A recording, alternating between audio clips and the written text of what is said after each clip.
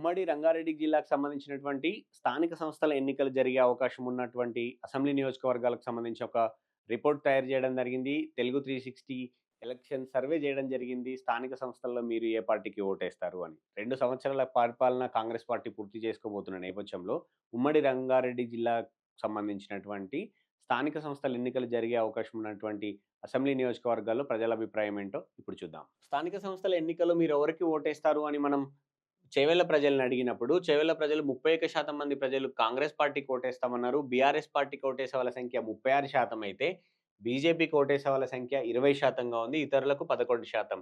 చేవెళ్లలో ఒకటి గమనించాలి. చేవెళ్లలో BRS party నుంచి కాలయాదయ్య ఎమ్మెల్యేగా గెలిచారు. తర్వాత ఆయన కాంగ్రెస్ వైపు మొగ్గు చూపారు. కాంగ్రెస్ అనుబంధంగా అక్కడ కొనసాగుతున్నారు. అక్కడ బీఆర్ఎస్ పార్టీకి ఎడ్జుండే అవకాశం చాలా స్పష్టంగా కనపడతా ఉంది.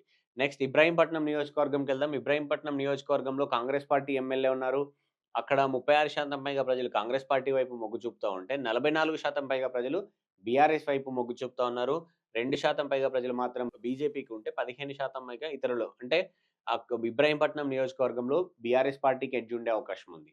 నెక్స్ట్ మహేశ్వరం నియోజకవర్గంకెళ్దాం. మహేశ్వరం నియోజకవర్గంలో మాజీ మంత్రి సబితా ఇంద్రారెడ్డి ప్రాతినిధ్యం వహిస్తున్నారు. అక్కడ కాంగ్రెస్ పార్టీకి 27% పైగా ప్రజలు మొగ్గు చూపుతా ఉంటే ఓటేయడానికి 33% పైగా ప్రజలు బీఆర్ఎస్ వైపు మొగ్గు చూపుతా ఉన్నారు. 16% మంది ప్రజలు మాత్రం బీజేపీ వైపు మొగ్గు చూపుతున్నారు.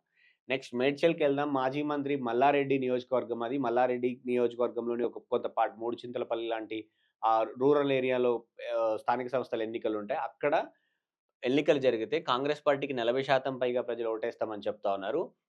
బీఆర్ఎస్‌కు అంటే మల్లారెడ్డి వైపు నిలబడే వాళ్ళ సంఖ్య 59%గా ఉంది. మల్లారెడ్డి నియోజకవర్గంలో కాంగ్రెస్ వర్సెస్ బీఆర్ఎస్ అనేది అయితే చాలా స్పష్టంగా కనపడతా ఉంది. నెక్స్ట్ పరిగికెళ్దాం. పరిగి నియోజకవర్గంలోనూ బీఆర్ఎస్ పార్టీకి లీడ్ కనపడుతోంది. పరిగిలో కాంగ్రెస్ పార్టీ ఎమ్మెల్యే ఉన్నప్పటికిని కూడా అక్కడ 33% మంది ప్రజలు మాత్రమే కాంగ్రెస్ వైపు మొగ్గు చూపుతా ఉన్నారు. 40% మంది ప్రజలు బీఆర్ఎస్ వైపు మొగ్గు చూపుతుంటే 6% బీజేపీ, 20% పైగా ప్రజలు ఇతరులకు ఓటేస్తామని చెప్పడం జరిగింది. నెక్స్ట్ తాండూరు. తాండూరులో కూడా మొన్నటిసారి అసెంబ్లీ ఎన్నికల్లో బీఆర్ఎస్ పార్టీ ఓడిపోయింది. అక్కడ బీజేపీ ఓడిపోయింది. కాంగ్రెస్ పార్టీ నుంచి అభ్యర్థి గెలిచారు. సో, కొత్త అభ్యర్థి.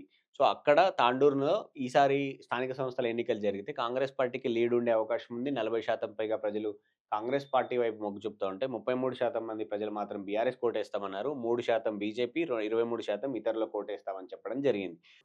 వికారాబాద్‌కి సంబంధించి గడ్డం ప్రసాద్ స్పీకర్‌గా పనిచేస్తా ఉన్నారు. అక్కడ ఎమ్మెల్యే కాంగ్రెస్ పార్టీ నుంచి గెలిచారు. ఆయన నియోజకవర్గంలో నెక్ టు నెక్ ఉండే అవకాశం అయితే చాలా స్పష్టంగా కనపడుతోంది. ఇతరులు deciding factor. So, BRS versus Congress పార్టీగా అక్కడైతే నెక్ టు నెక్ ఉండే అవకాశం అయితే చాలా స్పష్టంగా కనపడుతోంది. ఇది ఉమ్మడి రంగారెడ్డి జిల్లాలోని స్థానిక సంస్థలు ఎన్నికలు జరిగే అవకాశం ఉన్నటువంటి అసెంబ్లీ నియోజకవర్గాల వారీగా పార్టీ బలాబలాల పరిస్థితి.